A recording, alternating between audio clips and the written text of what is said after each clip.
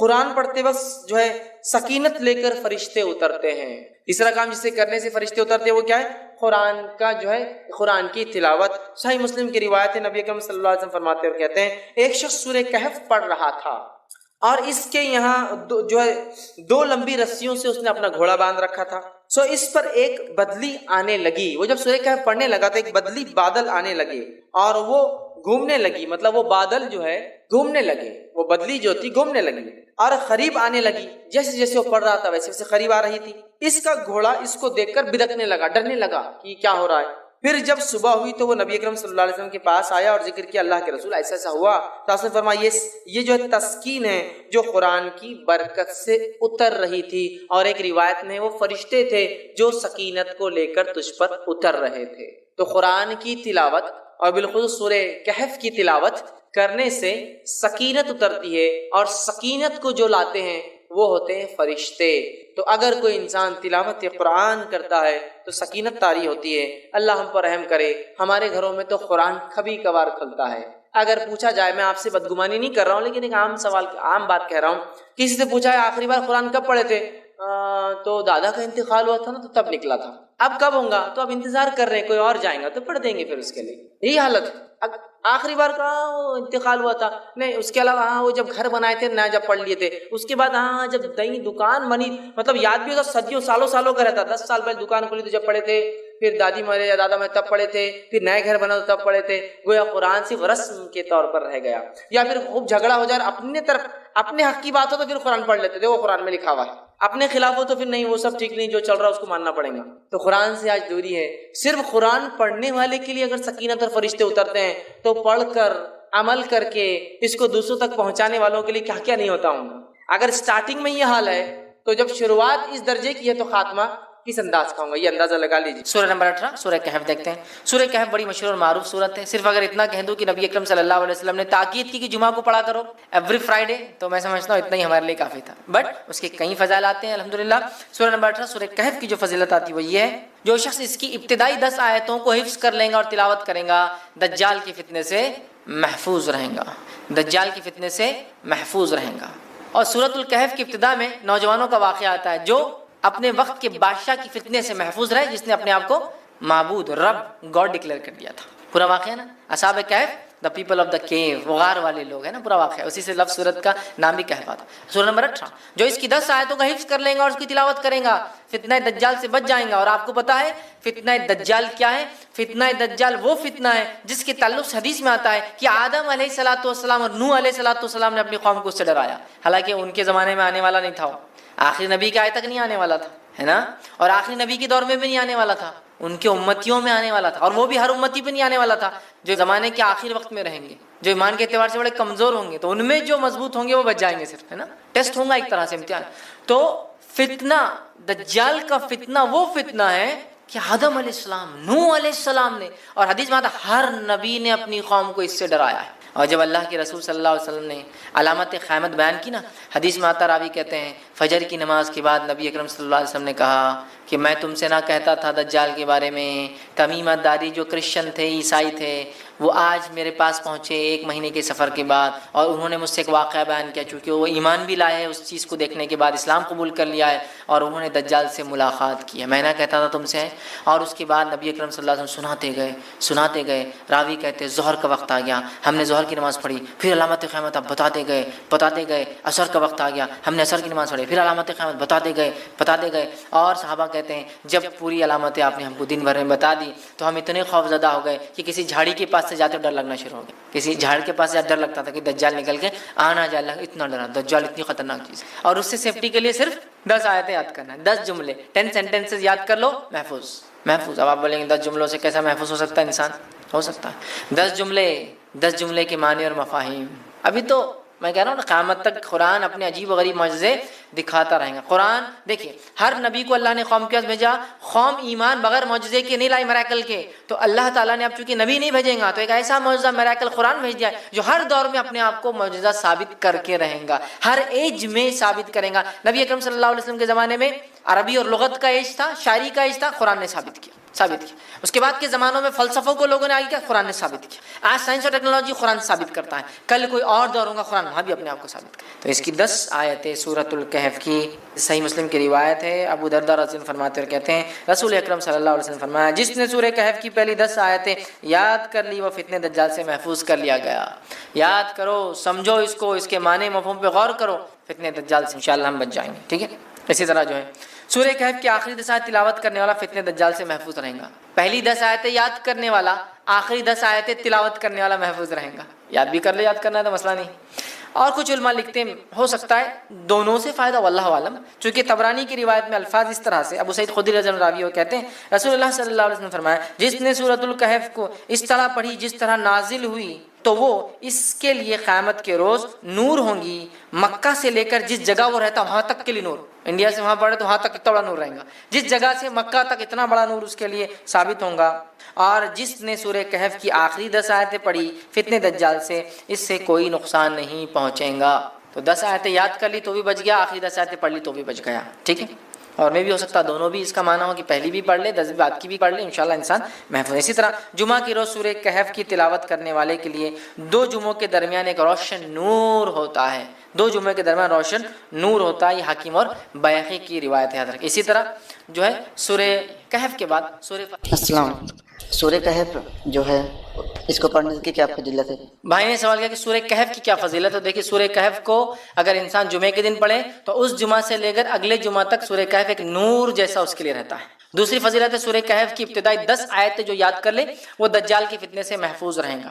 تیسری ایک فضیلت ہے کہ جو سورہ کہف کی آخری 10 آیتوں کی تلاوت کرے انشاءاللہ وہ بھی دجال کے فتنے سے محفوظ رہیں گا. ٹھیک ہے. تو یہ سورۃ الکہف کی چند فضائل، اس کے علاوہ بھی آتے ہیں لیکن یہ چند فضائل. اس طرح ایک صحابی سورۃ الکہف ایک مرتبہ پڑھ رہے تھے، آسمان سے ایک روشنی نازل ہو رہی تھی، صحابی نے روک دی تلاوت. بعد میں آپ نے فرمایا کہ ایسا میں نے دیکھا تو کہا وہ سکینت تھی، اگر تم پڑھتے رہتے تو تم اس کو اترتا ہوا دیکھتے، مطلب فرشتے سکینت لے کر آتے ہیں. تو سورۃ الکہف کے بہرحال بڑے فضائل ہیں. تو آپ جمعہ کو کم از کم اس کو پڑھیں. ایک جمعہ پڑھنے سے دوسرے جمعہ تک یہ نور جیسا چمکتا ہے.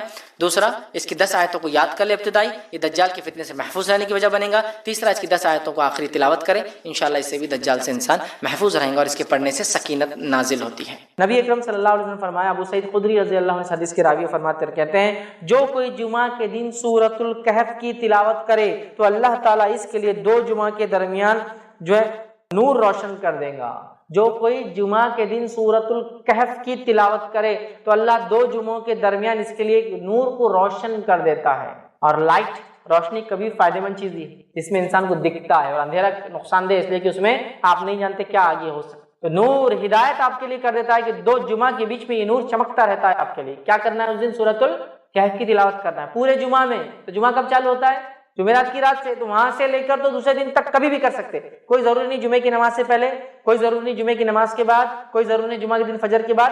آپ مغرب کے بعد سے لے کر جمعرات تھرسڈے گزر گیا، مغرب ہو گئی، وہاں سے لے کر سیکنڈ ڈے تک کر سکتے ہیں. ایک ساتھ بیٹھ کے کیجئے یا ایک ساتھ نہیں ہو سکتے کسی وجہ سے تو توڑ کے کیجئے انشاءاللہ، کوئی مسئلہ نہیں. کہ بھائی کچھ شروع کر دیا پھر بیچ میں ٹائم آ گیا نماز وغیرہ جا کے آیا پھر آپ کا کنٹینیو کر لیا، ماشاءاللہ ایک ہاف این آور ہارڈلی زیادہ سے زیادہ ختم ہو گیا آپ کا سورۃ الکہف. ضرور پڑھے. اور سورۃ الکہف جب سب سے افضل اور سب سے عظیم دن میں پڑھنے کا حکم دیا جا رہا ہے تو میں آپ سے یہ کہوں گا سورۃ الکہف کی تفسیر پر بھی ذرا غور کرے کہ کیا وہ سندیش، کیا میسج اور کیا پیغام ہے سورت کے اندر کی سب سے عظیم اور سب سے افضل دن اس کو پڑھنے کا حکم دیا جا رہا ہے. جب آپ اس کو پڑھیں گے تو بہت ساری باتیں آپ کو پتہ چلیں گی. سورۃ الکہف کے اندر بہت سارے خزانے ہیں چھپے ہوئے، یاد رکھیے، جن کو آپ جب پڑھیں گے جمعہ کے اور سب سے افضل دن تو اس کو یاد رکھیں گے کہ یہ کیا ہے. اس کی پہلی 10 آیتوں کی صرف فضیلت یہ ہے اس سورۃ الکہف کی کہ جو اس کو تلاوت کرتا ہے کس سے محفوظ رہیں گا؟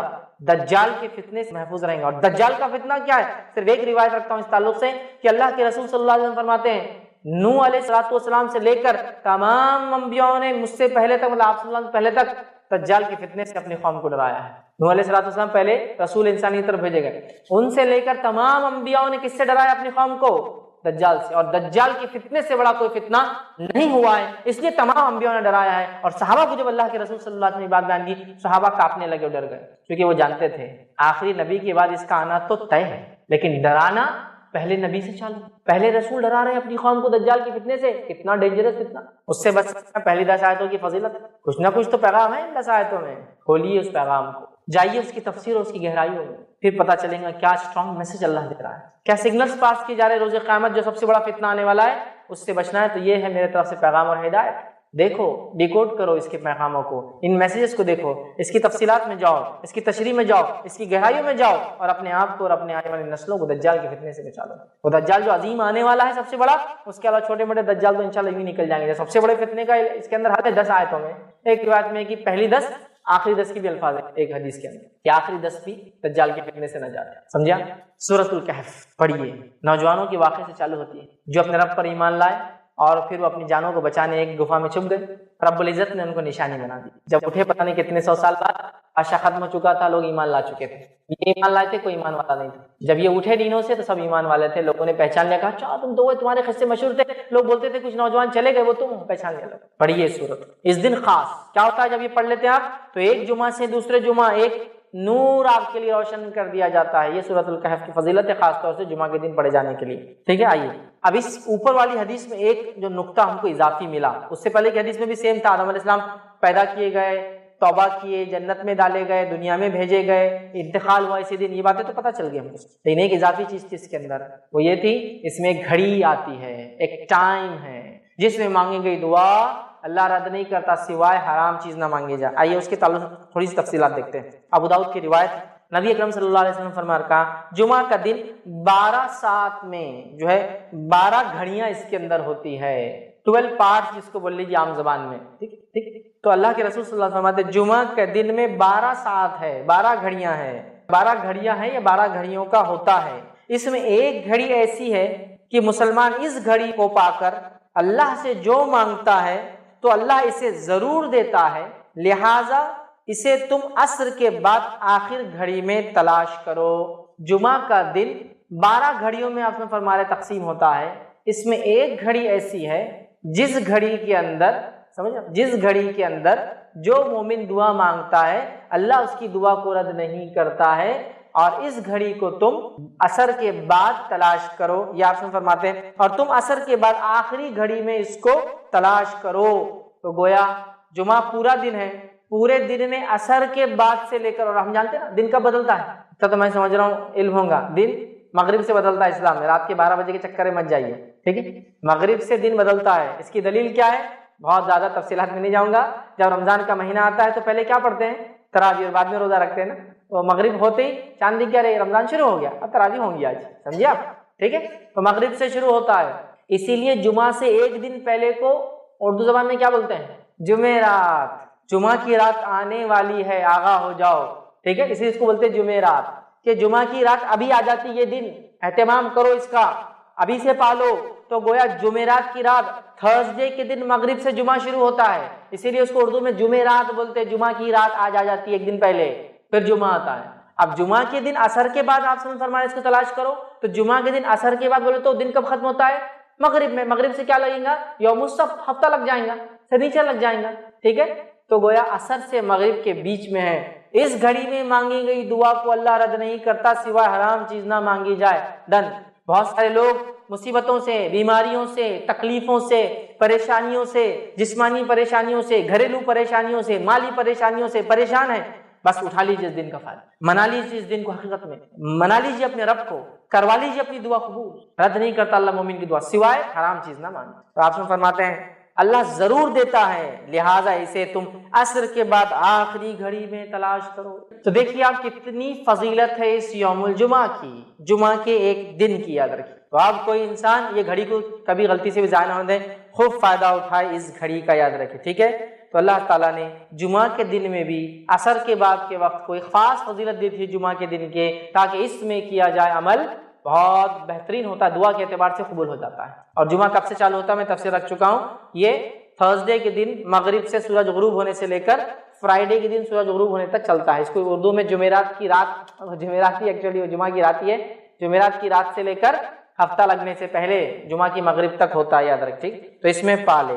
اسی طرح جو ہے ابو داؤد اور حاکم اور نسائی کی روایت، اس روایت کے اندر ہے اسے عصر کے بعد آخری ساعت میں تلاش کرو۔ تو گویا عصر کے بعد آخری حصے میں یہ وقت آتا ہے جس میں ہم خوب دعائیں کریں، یاد رکھیں۔ تو یہاں پتہ چلا کہ عصر کے بعد ہم کو یہ دعا کرنا چاہیے۔ اور مسلمہ کے پاس ایسی کوئی چیز نہیں یاد رکھی. یقیناً جو بات میں کہہ رہا ہوں یہ کوئی نئی چیز نہیں یاد رکھی. نبی اکرم صلی اللہ علیہ وسلم جب تک دنیا میں تھے تو اللہ رب العزت آپ کو وحی کے ذریعے گائیڈ کرتا تھا. تو اب نبی اکرم صلی اللہ علیہ وسلم دنیا سے جانے والے تھے, سلسلہ وحی کا رکنے والا تھا, تو اللہ کے رسول صلی اللہ علیہ وسلم نے ہم کو الٹرنیٹ کیا دیا تھا؟ اللہ رب العزت نے ہم کو کیا دیا کہ نبی اکرم صلی اللہ علیہ وسلم کے دنیا کے جانے کے بعد ہم لوگ کیسے کریں گے کام. ایشوز, مسائل, پرابلمز تو آنے والے, آگے بھی آتے رہیں گے, تو سلوشن کیا ہے اسے کیسے نکالیں گے ہم؟ تو اللہ رب العزت نے نبی اکرم صلی اللہ علیہ وسلم کی حیات میں ہی وہ طریقہ کار بتا دیا تھا, یاد رکھیں, کہ امت اپنے مسائل کیسے نکالیں گی. اور وہ آیت کا ایک حصہ ہے جو میں نے آپ کے سامنے تلاوت کی. اللہ رب العزت یاد رکھیے اس آیت کے اندر سورہ آل عمران سورہ نمبر 3 اور آیت نمبر 159 اس میں اللہ فرماتا ہے اور کہتا ہے, جو آیت میں نے تلاوت کی تھی, اللہ فرماتا ہے وَشَاوِرْهُمْ فِي الْأَمْرِ, اے نبی صلی اللہ علیہ وسلم جب کوئی مسئلہ ہو جائے تو ان صحابہ کے ساتھ بیٹھ کے مشورہ کر لینا.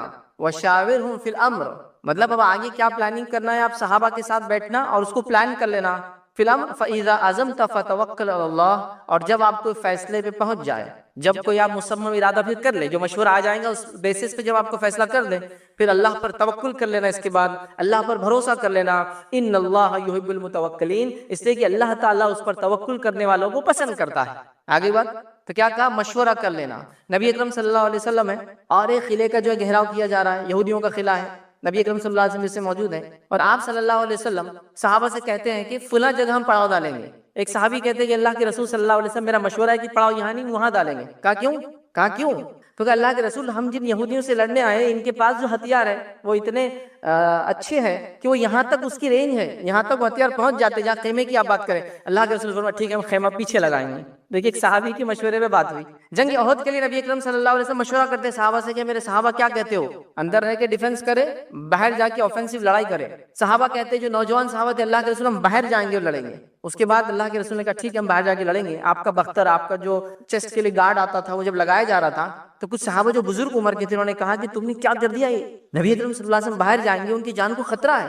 تو یہ بہت پھر شرمندہ اور نادم اور فوراً دوڑے کہا اللہ کے رسول ہم چاہتے ہیں کہ وہ ڈیسیجن آپ واپس لے لے جو ہم نے مشورہ دیا تھا آپ کو کہ باہر نکل کے لڑیں گے, چونکہ آپ کی جان کا اب ہم کو ڈر لگ رہا ہے. تو اللہ کے رسول نے فرمایا کوئی نبی کی شان کے لائق یہ بات نہیں ہے کہ وہ ایک بار بختر پہن لے, جنگ کے لیے تیار ہو جائے تو پھر وہ جنگ کیے بغیر پیچھے ہٹے. اب نہیں ہو سکتا, یہ جو فیصلہ ہو گیا. صحابہ کا مشورہ, تو ہم کو وہی کا سلسلہ تو بند ہو گیا. اللہ رب العزت نے قرآن و سنت کے ذریعے قیامت تک آنے والے سارے مسئلے میں ہم کو گائیڈ کر دیا, لیکن کچھ مسائل آتے رہیں گے امت کے سامنے, تو کیسے حل کریں گے امت؟ یہ طریقہ ہے, وہ ہے وَشَاوِرْهُمْ فِي الْأَمْرِ, چلو مشورہ کرتے ہیں مسائل کے اوپر. فَإِذَا عَزَمْتَ فَتَوَكَّلْ عَلَى اللَّهِ, پھر جب فیصلہ کر لو اس معاملے میں اس مشورے کے اندر پھر اللہ پر توکل کرو. اللہ توکل کرنے والوں کو, اپنے بھروسہ کرنے والوں کو پسند کرتا ہے. تو یہ ہے طریقہ آگے چلنے کا. اور یہ جو میں نے شروع میں کہا تھنک ٹینک, ایسے لوگ جو سوچے امت کے بارے میں, یہ آیت اس کی دلالت کرتی. آئیے دوسری آیت اللہ رب العزت کیا فرماتا ہے اس آیت کے اندر, اور یہ آیت یاد رکھیں سورہ نساء اس کی آیت نمبر جو ہے 83 ہے, 83 نمبر کی آیت ہے. اللہ فرماتا ہے اور کہتا ہے اور جب ان کے پاس امن یا خوف کی کوئی خبر جو ہے پہنچتی ہے, یہ منافقین کے بارے میں بات ہو رہی, جب ان کے پاس کوئی خوف کی امن کی خبر پہنچتی ہے تو اس جو ہے اسے مشہور کر دیتے ہیں. تو منافق کیا کرتے ہیں, اس سنی باتوں پہ چیزوں کو مشہور کر دیتے تھے. جیسا خبر آ گئی نعوذ باللہ مسلمان ہار گئے, بس مشہور کر دیا. پہلے خبر آ گئی کہ مشرکین بہت تعداد میں آ رہے, پھیلا دیا مسلمانوں میں تاکہ ایک ڈر خوف ہو جاتا نا, اب کسی فوج سے پہلے کو پھیلا دے وہ اتنے بڑے فلاں ہیں. تو اللہ فرماتا ہے اور جب ان کے پاس امن یا خوف کی کوئی خبر آتی ہے پہنچتی ہے تو اس کو مشہور کر دیتے ہیں. اور اگر اس کو پیغمبر مطلب رسول اللہ صلی اللہ علیہ وسلم اور اپنے سرداروں کے پاس اولو الامر جو ان کے اندر ہے, ذمہ دار جو صحابہ ہیں ان کے پاس پہنچاتے تو تحقیق کرنے والے اس کی تحقیق کر لیتے. تو یہ بات پھیلانے سے پہلے منافقین کیوں نہیں ایسا کرتے کہ اللہ کے رسول صلی اللہ علیہ وسلم کے پاس چلے جائے, ان صحابہ کے پاس اولو الامر تھے. ہر صحابی ایک درجے کا نہیں تھا, یاد رکھیے, ہے نا. ابوبکر صدیق ہے اس کے اندر, عمر بن خطاب ہے اس کے اندر, عثمان بن عفان ہے اس کے اندر, علی بن ابی طالب اور دیگر, یاد رکھیں جن کا درجہ ظاہر سی بات ہے سب سے اعلیٰ ہے. تو کیوں نہیں جاتے اور اپنے سرداروں کے پاس, نبی اکرم صلی اللہ علیہ وسلم خود موجود ہے, بڑے بڑے صحابہ ہیں, ان کے پاس پہنچاتے اور وہ تحقیق کر لیں گے, اور تحقیق کر کے جو ہے کر لیتے. اگر تم جو ہے اللہ کا فضل تم پر اور مہربانی نہ ہوتی تو چند اشخاص کے سوا سب شیطان کے پیروکار ہو جاتے. یہ فالتو خبریں سن کر, یہ فیک نیوزیں سن کر, یہ صرف جو باتیں یہ منافقین نے مشہور کر دی ہے, اگر یہ باتیں تم سنتے تو سب شیطان کے پیروکار ہو جاتے. مطلب اس پہ کوئی ڈیسیجن لے لیتے تم, فلاں قوم نے آپ پہ حملہ کر دیا, جبکہ انہوں نے حملہ نہیں کیا, وہ صرف آپ سے بات کرنے آئے, بات مشہور کر دی, اب مسئلہ ہو گیا نا. تو یہاں اللہ رب العزت فرما رہا ہے کہ پھر کیوں نہیں بات جو ہے بڑوں کی طرف پہنچائی جا رہی, کیوں نہیں بات اللہ کے رسول کے پاس پہنچائی, کیوں نہیں صحابہ کے پاس جو اس کے اندر اولو الامر ہے, ذمہ دار ہے, پھر پھر وہ تحقیق کریں گے اور آپ کو اس کا تحقیق کرنے کے بعد بتائیں گے ایسا نہیں ہے جو تم بول رہے ہو.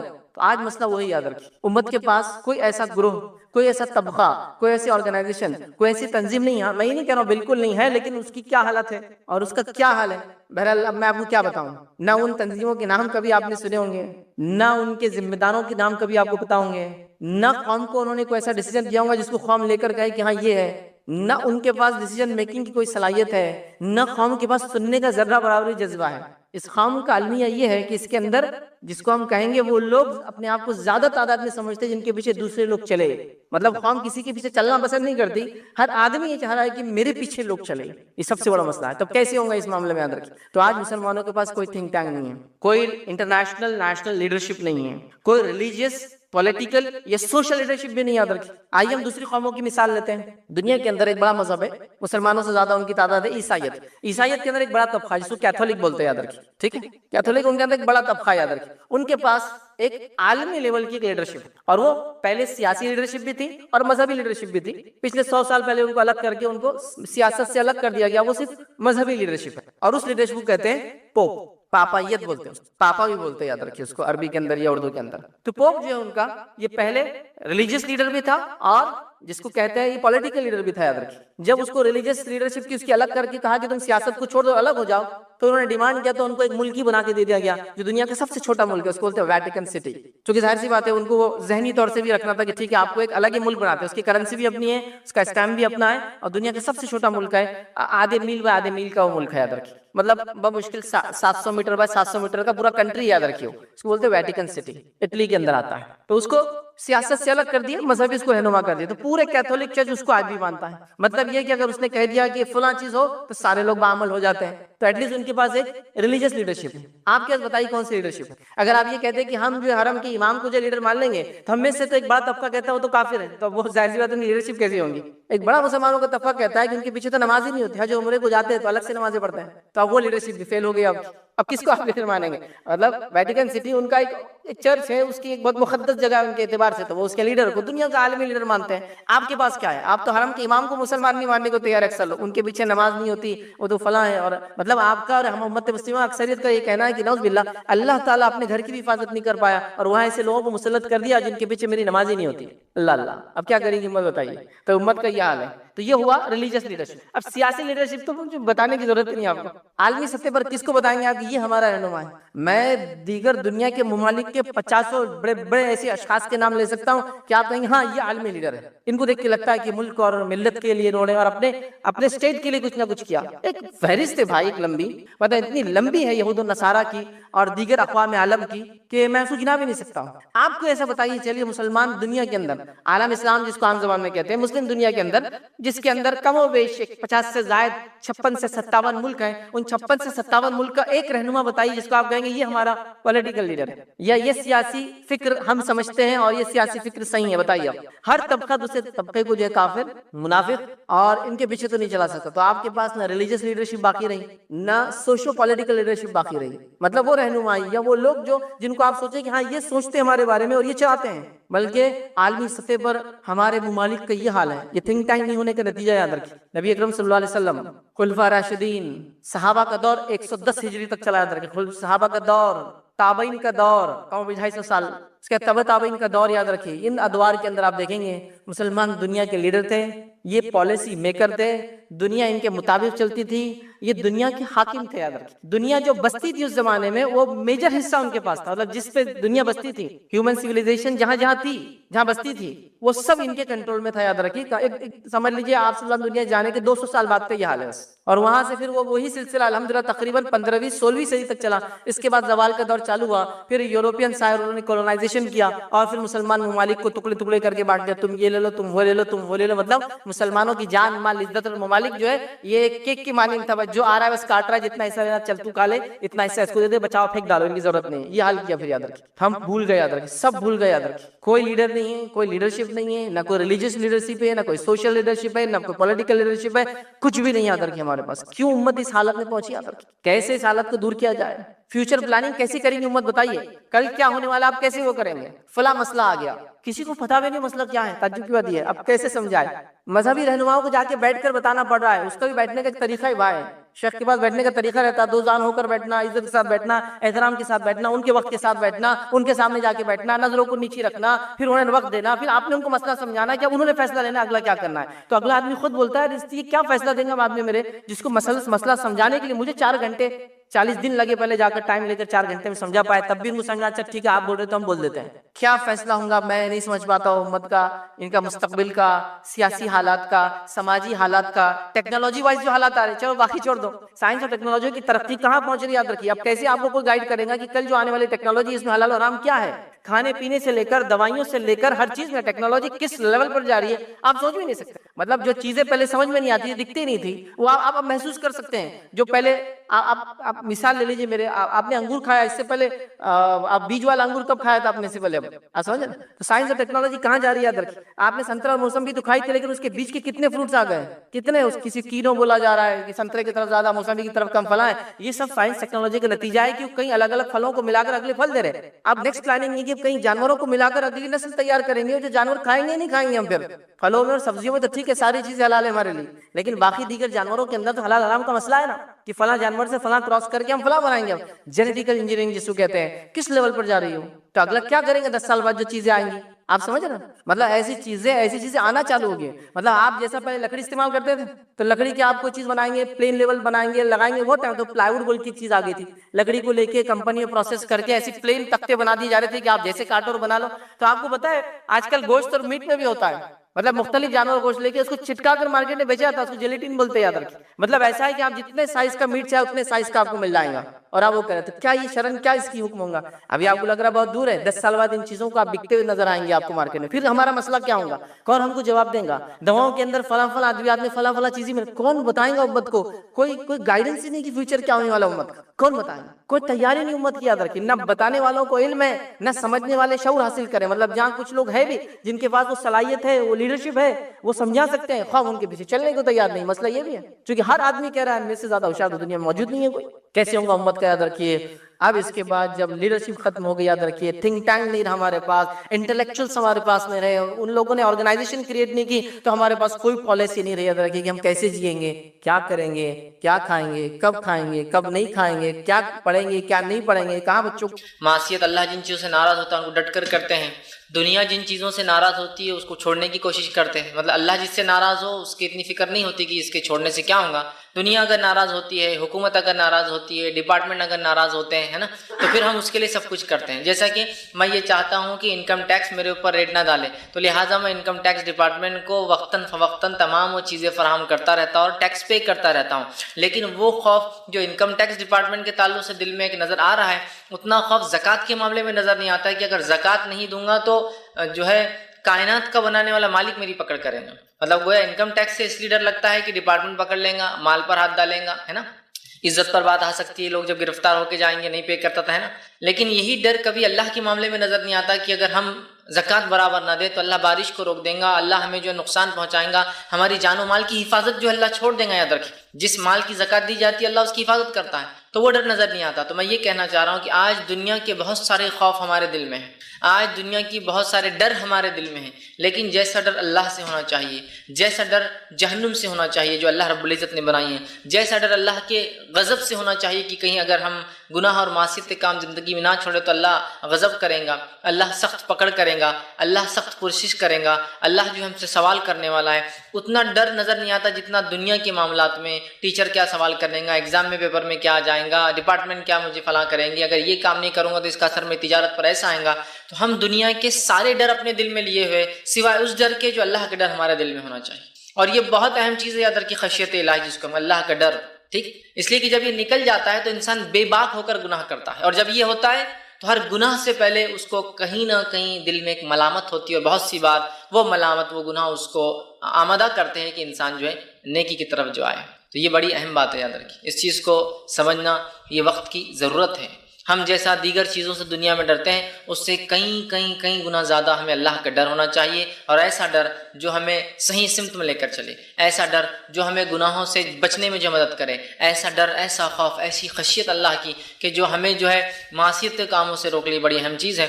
نبی اکرم صلی اللہ علیہ وسلم نے ایک حدیث میں بیان کیا تھا کہ 3 لوگوں کے تعلق سے ایک واقعہ تھا جو غار کے اندر چلے گئے تھے اور پتھر ڈھک گیا، تو جب تینوں نے یہ طے کیا کہ اپنی اپنی کوئی نیکی بیان کرے، اس کو وسیلہ بنے اللہ کے پاس تاکہ اللہ اس مصیبت کو دور کرے، اس میں سے ایک شخص نے یہ بات کہی کہ اللہ، میں نے اس کے رشتے میں وہ بہن تھی، چاہے شاید اس کی ممیری بہن یا چچیری بہن تھی، میں نے یہ خسر ایک بری نیت ڈالی اپنے بہن پر، اور جب ایک بار جو ہے مشکل اور پریشانی کی حالت آئے اور وہ میرے پاس آئی مجھ سے مانگنے کے لیے، تو میں نے کہا کہ اگر تو میرے ساتھ منہ کالا کریں گی تو میں جو ہے تجھے یہ پیسہ دے دوں گا۔ وہ بیچاری مجبور تھی، اللہ وہ راضی ہو گئے میرے اس عمل پر، اور جب میں اس کے ساتھ منہ کالا کرنے کے لیے اس کے قریب بڑھا تو اس عورت نے مجھ سے کہا، جو کہ رشتے کی اس کی بہن تھی، اے اللہ کے بندے، اللہ سے ڈر۔ اور یہ الفاظ اس کے سنتے ہی جو ہے اللہ وہ کہتا ہے میں گھبرا گیا، اور صرف تیرے خاطر میں نے، حالانکہ کوئی دیکھنے والا نہیں تھا، میں نے اس گناہ کو ترک کر دیا، اللہ رب العزت نے اس مصیبت کو ان لوگوں سے دور کر دیا۔ تو یہاں دیکھیے اس خاتون کا اس شخص کو یہ کہنا، اے اللہ کے بندے اللہ سے ڈر، اور اس شخص کا اس سے ڈر جانا اور اس گناہ کو چھوڑ دینا۔ تو میں بھی یہی کہنا چاہ رہا تھا کہ ہمارا اللہ سے ڈر، خوف الہی ایک دم صحیح سمت میں ہو، جو ہمیں آمادہ کرے، جو ہمیں مجبور کرے کہ جو ہے ہم گناہوں سے بچے، جو ہمیں آمادہ کرے کہ ہم جن چیزوں سے اللہ ناراض ہوتا ہے ان سے بچے، جو ہمیں آمادہ کرے کہ ہم منکر سے، برے کاموں سے اپنے نفس کو روکے، اور اللہ کا ڈر ہمیں آمادہ کرے، ہمیں آگے بڑھائے کہ ہم نیکی کریں، ہم ایسے کام کریں جو جہنم سے بچاتے ہیں اور جنت میں لے جاتے ہیں۔ ہم جو ہے ہر بار جو امر بالمعروف، اچھائی کا حکم لوگوں کو دے، خود بھی نیکی کرے اور دوسروں کو اس کا حکم دے۔ تو ہمیں یہ بہت ضرورت ہے کہ ہم جو اللہ کے ڈر کو، خشیت الہی کو اپنے دل میں ڈالیں۔ اللہ رب العزت جو ہے ہماری سخت پکڑ کرنے والا ہے۔ اور ایمان کے تعلق سے نبی اکرم صلی اللہ علیہ وسلم اس حدیث کو یاد کیا، اس میں آپ نے فرمایا ایمان خوف اور امید کے بیچ میں ہے، ایمان ڈر اور امید کے بیچ میں ہے۔ ایمان جو ہے ڈر اور امید، خوف اور امید کے بیچ میں، ایمان دونوں کے بیچ میں ہوتا ہے، ایک طرف خوف ایک طرف امید ہے۔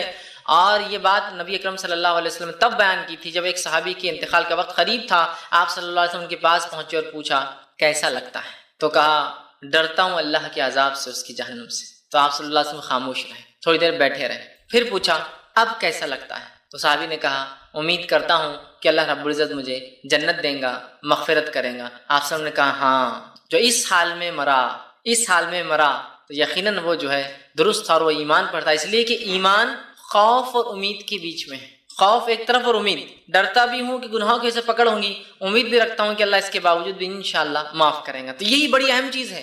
لیکن یہ بات یاد رکھیے، ایمان صرف امید کے ساتھ جڑا نہیں، خوف اور امید کے بیچ کا حصہ ہے وہ۔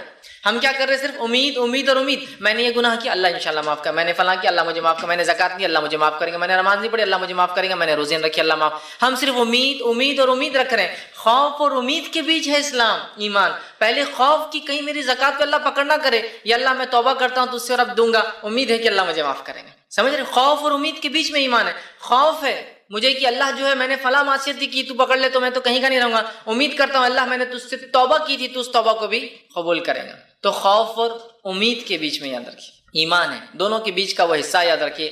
تو ہمیں بھی جو ہے اپنی کیفیت ویسی ہی بنانا ہے کہ خوف اور امید کے بیچ ہمیں رکھنا ہے اپنے آپ کو۔ یہ بڑی اہم چیز ہے یاد رکھیے، خوف اور امید کے بیچ ہم رہیں، ورنہ آج ہم دیکھ رہے ہیں صرف امید کر رہے ہیں کچھ لوگ، اور کچھ لوگوں کا حال ہے صرف خوف کا معاملہ کر رہے ہیں۔ ویسے خوف کا معاملہ بڑا کمزور نظر آتا ہے، امید ہی ہم لوگوں کو زیادہ ہے کہ ہمیں اللہ معافی کر دیں گا بس، اور خوف کا کوئی ایسی حالات یا کوئی بات نظر نہیں آ رہی ہے ہمارے سامنے۔ تو اس بات کو ہمیں یاد رکھنا ہے، اور ہمیں اپنے دل میں اللہ تعالیٰ کا حقیقی ڈر، حقیقی خوف ہمیں پیدا کرنا ہے، اس لیے کہ اس کے بغیر ہم ایمان کی نہ چاشنی اٹھا سکتے ہیں، اور نہ ہی اس کے بغیر کوئی شخص حقیقی ایمان والا کہلا سکتا ہے۔ تو ہمیں اللہ کا ڈر ویسے اپنے نفسوں میں پیدا کرنا ہے جیسے اللہ کا ڈر پیدا کرنے کا حق ہے، یاد رکھیے حق ہے۔ آئیے چند باتیں میں آپ کے سامنے اسی عنوان کے تحت رکھنے کی کوشش کروں گا، جو کہ ایک بہت اہم عنوان ہے، ایسا عنوان جو انشاءاللہ ہمیں گناہوں سے بچائیں گا، ایسا عنوان کہ اگر یہ ڈر پیدا ہو جائے تو ہم جو ہے انشاءاللہ عزیز بہت سارے نیک کاموں میں آگے بڑھیں گے اور معصیت کے اور برائی کے کاموں سے اپنی نفس کو روکتے رہیں گے۔ اللہ رب العزت نے اسی بات کو یوں فرمایا اپنی کتاب کے سورہ سجدہ سورہ نمبر 32 آیت نمبر 15 سے لے کر 17 میں اللہ نے مومنوں کی کچھ صفت بیان کی۔ آئیے اس صفت کے بارے میں اللہ کیا فرماتا دیکھیے۔ اللہ فرماتا ہے انما یؤمن بآیاتنا الذین اذا ذکروا بها خروا سجدا وسبحوا بحمد ربهم ولا يستكبرون۔ اللہ رب العزت کہہ رہا ہے کہ اللہ فرماتا ہے ہماری آیاتوں پر وہی لوگ ایمان لاتے ہیں، وہی لوگ ایمان لاتے ہیں جنہیں جب کبھی نصیحت کی جاتی ہے، اللہ کی آیتیں سنائی جاتی ہے تو وہ سجدے میں گر پڑتے ہیں۔ کیا کرتے ہیں وہ لوگ؟ سجدے میں گر پڑتے ہیں، اور آگے اور اپنے رب کی حمد اور اس کے بعد اس کی تسبیح اور بڑائی بیان کرتے ہیں۔ حقیقت میں اللہ سے ڈرنے والے، حقیقت میں نیک بندے، حقیقت میں مومن بندے وہ ہیں کہ جب اللہ کی آیتیں ان کو سنائی جاتی ہے، ان کو نصیحت کی جاتی ہے تو ان کے دل کانپ اٹھتے ہیں اس نصیحت، اور وہ سجدے میں گر جاتے ہیں، اور وہ اللہ کی حمد بیان کرتے ہیں، وہ اللہ کی تسبیح بیان کرتے ہیں، اور وہ تکبر نہیں کرتے اپنے رب کے سامنے، مطلب اللہ کی آیتیں بتانے کے بعد نہ عمل کرنا تکبر کی علامت ہے، تو وہ تکبر نہیں کرتے اپنے رب کے سامنے، اور اللہ نے فرمایا وَهُمْ لَا يَسْتَكْبِرُونَ، اور وہ تکبر نہیں کرتے، تَتَجَافَ جُنُوبُهُمْ عَنِ الْمَضَاجِعِ، اور ان کے پہلو جو ہے وہ بستروں سے دور ہوتے ہیں، مطلب وہ راتوں کے وقت اللہ کی عبادت کرتے ہیں۔ دیکھیے ایک تو مومن کی صفت، آیتیں سنائی تو دل نرم ہو جاتا ہے، بات کو سن لیتے ہیں، تکبر نہیں کرتے، اور جیسی اللہ کی آیتیں سنائی جاتی ہے تو سجدے میں گر پڑتے ہیں اور اس کی بڑائی بیان کرتے ہیں، اس کی حمد و ثنا بیان کرتے ہیں، یہ ان کی صفت۔ دوسرا آگے اللہ رب العزت کیا فرماتا ہے، اور ان کے پہلو بستروں سے الگ ہوتے ہیں، مطلب رات کی نماز قائم کرتے ہیں تو بستروں سے الگ رہتے ہیں۔ پھر فرمایا جو ہے مزہ یدعون ربهم خوفا وطمعا، اور اپنے رب کو وہ آواز دیتے ہیں، دعائی دیتے ہیں، دعا کرتے ہیں، پکارتے ہیں، کیسے؟ خوف اور امید کے ساتھ، اپنے رب کو آواز دیتے ہیں خوف اور امید کے ساتھ، چونکہ ایمان اس کے بیچ میں ہے تو اللہ فرماتا ہے اپنے رب کو خوف اور امید کے ساتھ جو ہے پکارتے رہتے ہیں۔ اور پھر فرمایا تمام وَمِمَّا رَزَقْنَاهُمْ يُنْفِقُونَ، اور جو کچھ اللہ نے دیا اس میں سے وہ جو ہے خرچ کرتے ہیں۔ پھر اللہ نے فرمایا فَلَا تَعْلَمُ نَفْسٌ مَّا أُخْفِيَ لَهُم مِّن قُرَّةِ عَيْنٍ، اور وہ نہیں جانتے، ان کی نفس نہیں جانتی کہ ان کے رب نے ان کی آنکھوں کی کیسی ٹھنڈک تیار کر رکھی ہے، مطلب جنت کی بات ہو رہی کہ وہ لوگ جانتے نہیں، حالانکہ ان کی آنکھوں نے دیکھا نہیں ہے کہ ان کے رب نے کیا ٹھنڈک تیار کر رکھی، پھر بھی وہ اللہ کی آیتوں پر نرم ہوتے ہیں، سن لیتے ہیں، سجدے میں گرتے ہیں، تکبر نہیں کرتے، راتوں میں نمازیں قائم کرتے ہیں، اللہ نے رزق دیا خرچ کرتے ہیں، خوف اور امید سے اللہ کو پکارتے ہیں۔ اللہ نے فرمایا اور وہ حالانکہ جانتے نہیں کہ ان کے رب نے ان کے لیے کیا تیار کر رکھا آنکھوں کی ٹھنڈک کے لیے، مطلب چونکہ غائب کی بات جنت ہے۔ جزاء بما كانوا يعملون، یہ بدلہ ہوگا ان لوگوں کا جو دنیا میں وہ کیا کرتے تھے۔ تو یہاں مومنوں کی جب صفت گنوائی تو ایک صفت گنوائی خوف، کہ وہ خوف کے ساتھ اپنے رب کو آواز دیتے پکارتے ہیں، خوف اور امید کے ساتھ اپنے رب کو پکارتے ہیں۔ ٹھیک، تو ہمیں بھی اس بات کو سمجھنا ہے کہ اللہ کا ڈر، خشیت الہی ایک بڑی اہم چیز ہے، اور اپنی نفسوں میں ہمیں پیدا کرنا ہے، اپنی اولاد کی تربیت اس پر کرنا ہے، اپنے آپ کو اس کے لیے تیار کرنا ہے، ورنہ اگر یہ پارٹ، یہ حصہ نکل گیا تو جس بے باکی سے آج دنیا کی محبت کا اظہار کرتے ہیں، دنیا کے پیچھے بھاگ رہے ہیں، وہ کبھی ختم ہونے والی، یاد رکھیے۔ جب تک کہ ایک انسان اللہ کا ڈر حقیقی معنوں میں اپنے دل میں نہ ڈال لے، جیسا کہ صحابہ، تابعین، تبع تابعین کی ہم زندگی دیکھیں، سلف صالحین کی، حقیقت میں وہ اپنے رب سے ڈرنے والے تھے اور خوف اور امید کے ساتھ اپنی زندگی جیتے تھے۔ آج افسوس کی بات ہے، ہم صرف امید امید امید اور امید کے ساتھ جی رہے ہیں، جبکہ خوف اور امید دونوں کے بیچ میں ایمان ہے۔ خالی امید کے ساتھ ایمان جڑا نہیں، خوف بھی ہو امید بھی ہو، اس دونوں کے بیچ میں ایمان ہے۔ تو ہم صرف جو ہے خوف کی بات، ہم ایمان کی بات مطلب جس کو کہیں گے، ہم صرف بات کریں امید کی، خوف بھی ہونا چاہیے۔ نبی اکرم صلی اللہ علیہ وسلم نے حدیث میں جو ہے اس تعلق سے اللہ کے ڈر، خشیت الہی کے تعلق سے بیان کیا، اور یہ جو ہے روایت جامع ترمذی کی ہے۔ آپ صلی اللہ علیہ وسلم نے فرمایا اور کہا، اللہ سے ڈرنے والوں کے تعلق سے حدیث ہے اور یہ حدیث قدسی ہے۔ آپ صلی اللہ علیہ وسلم نے فرمایا اور کہا، اخرج من النار من ذکرنی یوما او خافنی فی مقام۔ اللہ رب العزت فرماتا اور کہتا ہے اخرج من النار، کہ اللہ رب العزت روز قیامت یہ حکم دیں گا فرشتوں کو، اخرج من النار، نکال لاؤ ان لوگوں کو جہنم کی آنکھ سے۔ حدیث قدسی مطلب حدیث قدسی وہ حدیث ہوتی ہے جس میں اللہ کے رسول صلی اللہ علیہ وسلم سیدھا اللہ سے بیان کرتے ہیں، تمہارا رب بیان کرتا، اللہ نے بیان کیا۔ تو اللہ کیا بیان کر رہا ہے سنیے، کہ اللہ تعالیٰ روز قیامت حکم دیں گا کہ آگ میں سے نکال لاؤ فرشتوں، کن لوگوں کو؟ من النار ذکرنی یومن، جس نے مجھے یاد کیا ہو کبھی کسی دن، مطلب سچے دل سے یاد، تو ہم روز ہی کرتے ہیں اللہ کو، لیکن سچے دل سے نہیں۔ قرآن بھی پڑھ رہے ہیں تو خیالات کہیں اور ہے، نماز بھی پڑھ رہے تو خیالات کہیں اور ہے، تسبیحات بھی پڑھ رہے تو سارے مسجد کا چکر لگا لے رہے کہ کون کیا کر رہا ہے فلاں، تو ہر چیز میں سچے دل سے جس نے مجھے ایک دن بھی یاد کیا ہو نکال لاؤ۔ اور آگے فرمایا یومن او اخافنی فی مقام، اور کبھی مجھ سے ایک بار ڈرا ہو اس کو بھی نکال کے لا لو جہنم سے۔ حقیقت میں کہ گناہ کرنے ہم جا رہے ہو اور اس گناہ کے وقت اللہ کے ڈر کی وجہ سے گناہ چھوڑ دے، لوگوں کے ڈر سے نہیں، یا رشتہ دار کیا کہیں نہیں، صرف ایک کوئی نہیں تھا، جیسا کہ اس آدمی کا واقعہ کیجیے جو اپنی بہن کے ساتھ رشتے کی منہ کالا کرنا چاہتا تھا۔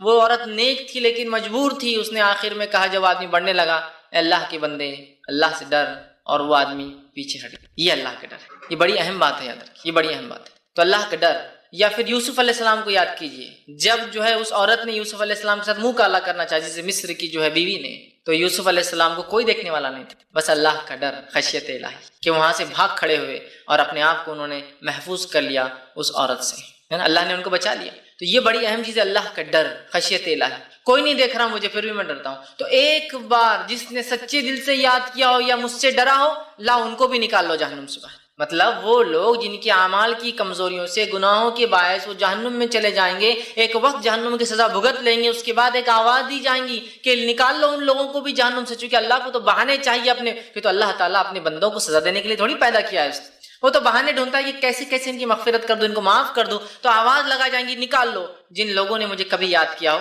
اور نکال لو ایسے انسان کو جس نے جو ہے میرے سے کبھی ڈرا ہو، اس کو نکال کے لاؤ۔ تو دیکھیے اللہ کا ڈر کتنی اہم چیز، اور یہ حدیث قدسی تھی۔ اسی طرح ابن حبان، صحیح ابن حبان کی ایک اور روایت ہے، اور یہ بھی حدیث قدسی ہے۔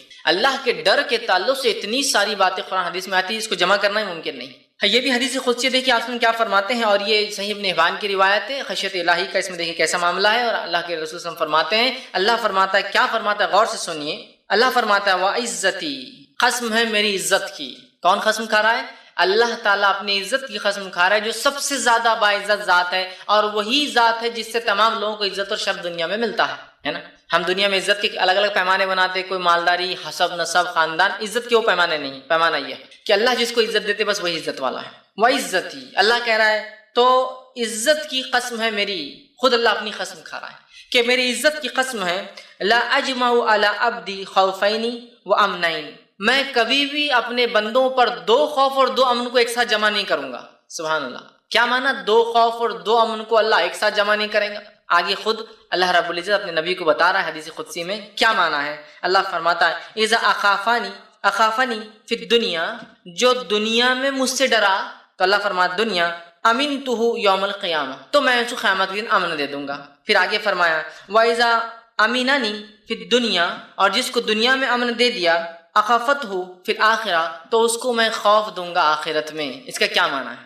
معنی یہ ہے جو انسان دنیا میں اللہ سے ڈرتا رہا اور برائی سے رکتا رہا تو آخرت میں امن میں رہیں گا، اور جو انسان دنیا میں اللہ سے بے باک ہو کر جو چاہے کرا، مطلب دنیا کی زندگی امن سے گزار لیا، تو آخرت میں اللہ کا خوف اس کو ملے گا۔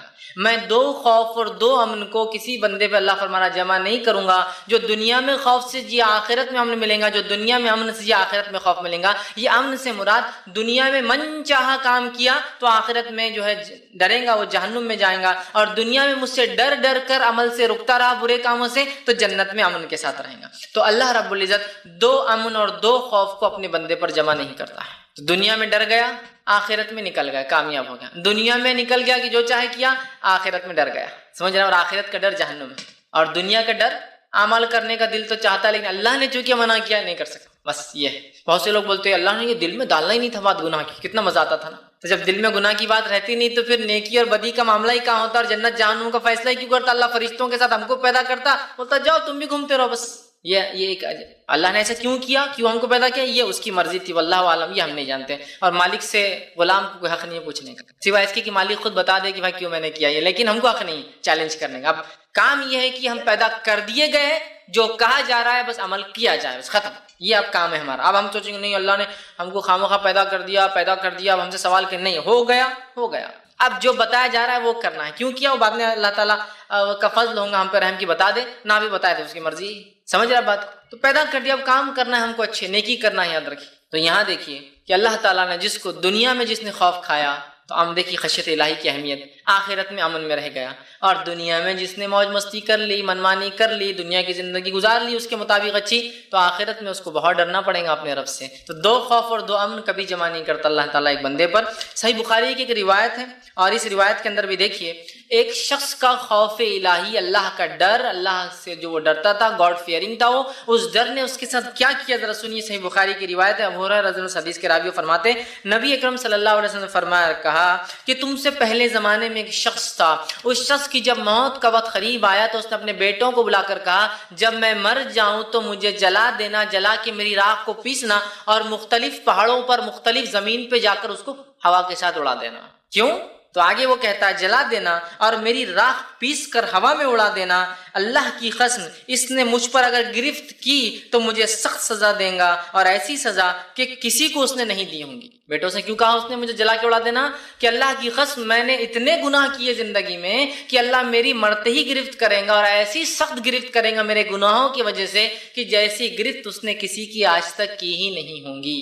مطلب وہ انسان بہت زیادہ گناہ کر چکا تھا، اور اس کا اللہ سے جو ڈر تھا اس گناہوں کی وجہ سے، اس ڈر نے اسے مجبور کیا کہ اپنے بیٹوں کو ایسی وصیت کرے۔ اس کے بیٹوں نے چونکہ اس نے وصیت کی تھی، وہ مر گیا، اسے جلایا، اس کی راکھ کو پیسا اور الگ الگ جگہ پہ اڑا دیا۔ اللہ رب العزت نے جو ہے فوراً حکم دیا زمین کو، اور ایک حکم سے وہ آدمی جمع ہو کے اللہ کے سامنے کھڑا ہو گیا۔ اب اللہ نے اسے سوال کیا، میرے بندے کیوں کر کے آیا تھا ایسی وصیت دنیا میں کہ مجھے جلا دینا، جلا کے اڑا دینا الگ الگ جگہ، کیوں کر کے آیا تھا ایسی وصیت؟ تو وہ جو ہے حکم دے تو وہ جمع ہو گیا، وہ شخص زندہ تیار ہو گیا. اللہ نے پوچھا، اللہ نے اسے فرمایا تجھے کس چیز نے ایسا کرنے پر آمادہ کیا؟ تو اس نے کہا اللہ تیرے خوف نے، میرے گناہ اتنے زیادہ تھے دنیا میں کہ تیرا ڈر مجھے لگا کہ میرے رب کے سامنے کیا جواب دوں گا، رسوا ہو جاؤں گا نا اللہ کے سامنے، تو میں کیا جواب دوں گا؟ تیرے ڈر نے مجھے یہ مجبور کیا. اللہ رب العزت اس کے اس ڈر سے اتنا خوش ہوا کہ اسے بخش دیا اور مغفرت کر دی. خوف الہی اتنی بڑی چیز ہے کہ یہ گناہ گار انسان کے گناہ بھی بخشے جا سکتے ہیں اگر حقیقی اللہ کا ڈر ہو. یہ نہیں کہ بس نماز ہوئی، نماز کے بعد کچھ تو بھی کرے تو بہت سے لوگ کرتے ہیں بس چلو اب گناہ ہو گئے معاف، لیکن پھر نماز سے نکلے وہی نیت کے ساتھ کہ اب اگلے کو دھوکہ کیسا دوں. حج کو گئے توبہ آپ کوئی گناہ نہیں، لیکن حج اس لیے کر کے آیا کہ پرانا اکاؤنٹ کلیئر ہو جائے، اب نئے سے سرے سے جرم کروں.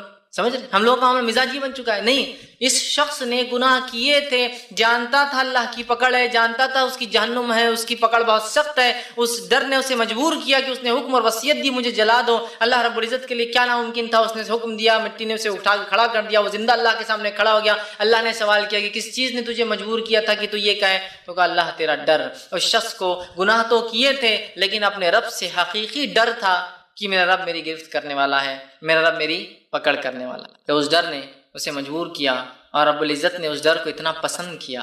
اللہ پسند کرتا ہے جو بندے اس سے ڈرتے ہیں، توبہ کرتے ہیں کہ اس نے معاف کر دیا. اللہ کا ڈر سے مراد یہ ہے کہ ہم گناہوں سے بچیں، نیکیوں کی طرف آمادہ ہو، اچھے کام کرے، برائی سے اپنی نفس کو روکے. یہ بات یاد رکھیے. نہیں تو اللہ کا ڈر بولے تو بس کچھ تو بھی آپ ڈر سمجھ رہے، توبہ کر رہے پھر معاملہ نہیں، حقیقی ڈر. تو اس شخص کو حقیقی ڈر تھا اپنے گناہوں کی وجہ سے کہ میں جہنم میں نہ جاؤں. اللہ رب العزت نے اس کو جو ہے معاف کر دیا اس کے ڈر کی وجہ سے. تو اللہ کا ڈر بڑی اہم چیز ہے. آئیے اسی طرح جو اللہ کے ڈر کہ اس حدیث سے معلوم ہوتا ہے کہ اللہ کتنا معاف کرنے والا ہے کہ اگر اس سے کوئی ڈرا تو وہ معاف کرتا ہے. اور اللہ تعالیٰ کے عرش کے سائے کے نیچے کون کھڑے ہوں گے؟ ان کھڑے ہونے والوں میں سے بھی ایک شخص وہی ہے جو اللہ سے ڈرتا تھا. حدیث صحیح بخاری کی، اور آپ صلی اللہ علیہ وسلم نے فرمایا کہ سبعۃ یظلھم اللہ فی ظلہ یوم لا ظل الا ظلہ، کہ 7 لوگ ایسے ہیں جو اس روز سائے میں ہوں گے جس روز کی اللہ کے سائے کے علاوہ کوئی سایہ نہیں ہوگا. 7 لوگ، 7 پیپل، مطلب 7 وہ لوگ جو اللہ کے سائے کے نیچے ہوں گے اس روز جس روز اللہ کے سائے کے علاوہ کوئی سایہ نہیں ہوگا. پہلا کون ہے؟ انصاف کرنے والا بادشاہ. پہلا شخص جو اللہ کے سائے میں روز قیامت ہوں گا وہ انصاف پسند حکمراں، بادشاہ، خلیفہ، لیڈر یا جج جو ذمہ دار ہو لوگوں کے اندر فیصلہ کرنے، انصاف پسند پہلا انسان. دوسرا فرمایا کہ اس جوان کو جو شروع جوانی سے اللہ کی عبادت کرتا رہا ہو، ایسا نوجوان جس کی جوانی کی ابتدا سے جوانی کی انتہا تک وہ اللہ کی عبادت کرتا رہا ہو، مطلب اس کا جوانی کا فیز سٹارٹ سے اینڈ تک وہ اللہ کی عبادت میں گزرا ہو. اور انسان جوان ہوتا ہے 10 سال سے، بالغ ہو جاتا ہے نا 10 سال کا اسلام، اس لیے عبادتیں فرض ہو جاتی ہے. 10 سال سے شروع ہوتا ہے تو تب کم و بیش یہ عمر کا جو ہے 30، 33 یا 35 سال تک یہ چلتا ہے. کہ سب سے حدیث میں الفاظ ہے نا، انسان جنت میں اس حالت میں جائے گا جو دنیا میں سب سے خوبصورت تھا، اور وہ اپنی عمر کے مرحلے میں 30 سے 33 کے بیچ کی عمر ہوگی. مطلب 30 سے 33 کی عمر اس کی ایسی عمر ہوتی ہے جس عمر میں سب زیادہ طاقتور ہوتا ہے، اور اس کے بعد پھر ڈھلان شروع ہو جاتی ہے. 33 کے بعد بیماریاں یہ وہ ڈھلتے جاتا ہے. تو اس لیے میں بھی کہہ رہا ہوں کہ 10 سے لے کر کم و بیش 30، 33، 35 تک یہ پیریڈ ہے، یہ جوانی کہلائیں گا، جو کہ آپ دیکھیے 25 سال کا کم و بیش مرحلہ ہو رہا ہے. تو جس کی ابتدا جوانی کی کیسے ہوئی؟ جس کی جوانی کی ابتدا ہوئی عبادت میں، اور جس کی جوانی کی انتہا مطلب اس نے اپنی ساری جوانی کو اللہ کی عبادت میں گزارا، ایسا بھی انسان جنت میں ہوگا. یہ بڑی اہم چیز ہے. اور آج افسوس کی بات ہے ہم نوجوان اپنی زندگیوں کو کیا کرتے ہیں؟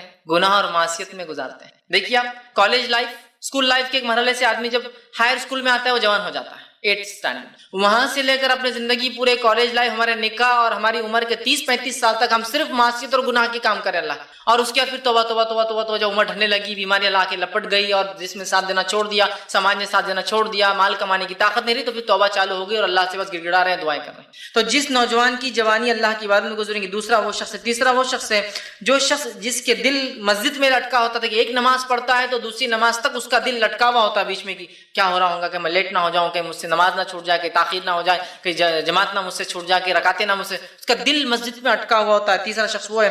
چوتھا شخص وہ ہے وہ آدمی جس نے اللہ کے لیے دوستی کی ہو اور زندگی بھر دوست رہا ہو، اور اس کی جدائی تک اس دوست سے اس کی دوستی مطلب جمع بھی ہوا اللہ کے لیے اور جدا بھی ہوا اللہ کے لیے. مطلب 2 لوگ جو ملتے ہیں اللہ کے لیے اور جدا ہوتے ہیں اللہ کے لیے. تو ایک معنی یہ کہ دنیا میں اگر ملے بھی تو اللہ کے لیے، اگر الگ بھی ہو رہے تو اللہ کے لیے. ایک معنی یہ کہ ملنے سے ختم ہونے تک اللہ کے لیے ساتھ رہے، مطلب شروعات بھی دوستی کی اللہ کے لیے بھی، اور مر بھی گئے ٹوٹنے تک اللہ کے لیے ہی دوستی رہی. یا ایک معنی ہے رہے ساتھ بھی تو اللہ کے لیے، جدا ہو بھی تو اللہ کے لیے۔ آج ایسی دوستی ہم کہاں دیکھتے ہیں؟ ہم رہ رہے ہیں ساتھ کسی کے معصیت اور گناہوں کے لیے، معصیت گناہ چھوڑ دیا تو ہم دوستی بھی چھوڑ دیتے ہیں۔ سب سے زیادہ دوست اچھے کون ہے؟ جو پیسہ خرچ کرتا ہے، حرام کاری کروا رہا ہے، فلاں، یہ بہت اچھا دوست۔ ارے یار وہ بند کر دیا تو اپن نے جانا چھوڑ دیا اس کی وجہ سے، ہے نا؟ تو یہ آدمی۔ اس کے بعد آپ فرماتے ہیں پانچواں، وہ مرد جس کو ایک مرتبے والی خوبصورت عورت منہ کالا کرنے کے لیے بلائے اور وہ کہے میں اللہ سے ڈرتا ہوں۔ کیوں کہا مرتبے والی خوبصورت عورت؟ اس لیے ایک چیز تو اس کے مرتبے کی وجہ سے ڈر نہیں ہے کہ راز فاش ہوگا، اسٹرانگ لیڈی ہے نا، بہت اس کا مقام ہے، سمجھ؟ تو راز فاش ہونا ممکن نہیں ہوتا ہے، چھوٹے موٹے لوگوں کے راز جلدی فاش ہوتے ہیں، بڑے لوگوں کے راز فاش نہیں ہوتے ہیں۔ ایک تو مرتبہ ہونے کی وجہ سے وہ کیس دبا سکتی ہے، آسانی سے معاملات کو مٹا سکتی ہے، اس کا مرتبہ ہے نا۔ دوسرا نہ صرف مرتبہ ہے، وہ خوبصورت بھی ہے، اس میں ایک اٹریکٹیو پارٹ بھی ہے۔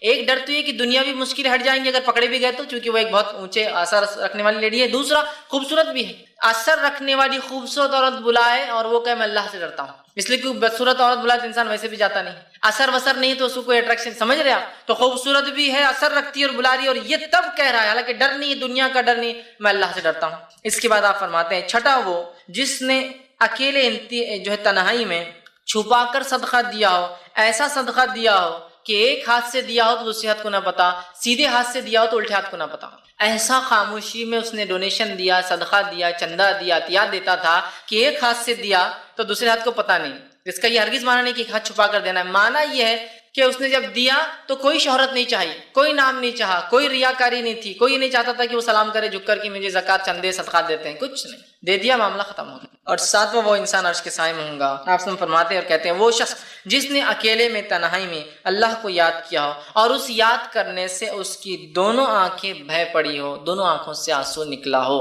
7 لوگ جو اللہ کے سائے میں ہوں گے جس دن کوئی سائے نہ ہوگا، آخری 7واں انسان وہ ہے جو اللہ کے ڈر سے رویا ہو۔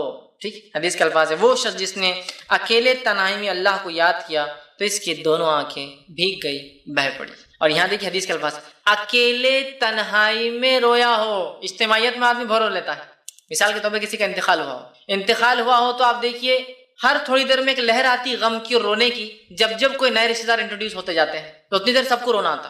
اب وہیں کوئی آدمی اکیلا کھڑے رہ کر روئے نہیں دیکھیں گے آپ کو کوئی۔ اکیلے رونا یہ آدمی کو تبھی آ سکتا ہے جب وہ بے انتہا اور بے لوث کسی سے محبت کرتا ہے انتقال پہ۔ تو اسی طرح اللہ سے اکیلے میں ڈر کر رویا۔ اجتماعیت میں کوئی بھی رو لے رہا ہے، دعائیں ہوتی اجتماعی، دیکھیں لوگ کتنا زور سے رو رہے ہیں، ان کے رونے کے مقابلے میں ان کی زندگی کے عمل نظر نہیں آ رہے کہ زندگی میں اتنا ڈر، جتنا رو رہا ہے اتنا ڈرتا ہو کہ معاملات میں اتنا صحیح ہو۔ تو اجتماعیت میں تو رو لیتے ہیں۔ علی بن ابی طالب رضی اللہ عنہ کے زمانے میں ایک انسان مسجد میں رو رہا تھا تو آپ نے فرمایا تیرا بہتر ہوتا اکیلے میں رونا، اس لیے کہ اکیلے میں رونے سے یہ فضیلت کو حامل ہو جاتا کہ اللہ کے لیے رویا نا اکیلے میں۔ تو دیکھیں حدیث اکیلے میں اللہ کے لیے رویا۔ اجتماعیت میں لوگوں کے سامنے انسان رو لیتا ہے، اکیلے میں رونا یہ اصل چیز۔ تو اکیلے میں اللہ کے لیے رویا۔ خشیت الہی دیکھیے کہ اگر جو روتا ہے تو وہ عرش سائے میں ہے، جو ڈرتا ہے مر گیا تو جنت جا رہا ہے، مغفرت ہو جا رہی ہے۔ اللہ 2 خوف کو اور 2 امنوں کو جمع نہیں کرتا۔ اللہ نے اعلان کر دے گا روز قیامت جو جہنم میں چلے بھی جائیں گے نکال لاؤ جو ایک بار بھی ڈرا ہوں اس۔